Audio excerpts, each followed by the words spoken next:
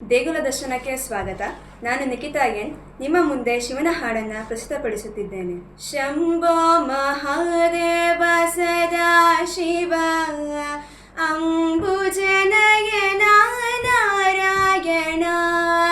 ಶಂಭೋ ಮಹಾದೇವ ಸದಾ ಶಿವ ಅಂಬುಜನಯನ ನಾರಾಯಣ. ಹರ ಓಂ ಸದಾ ಶಿವ ಹರಿ ಓಂ ನಾರಾಯಣ.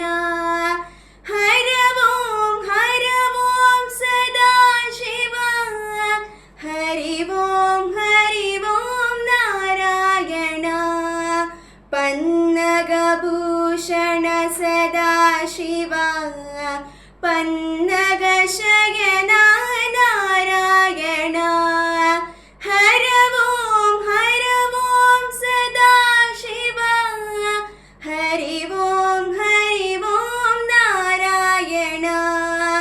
ಕೈಲಾಸವಾಸ ಸದಾ ಶಿವ ವೈಕುಂಠವಾಸ ನಾರಾಯಣ. ಹರ ಓಂ ಸದಾ ಶಿವ ಹರಿ ಓಂ ನಾರಾಯಣ.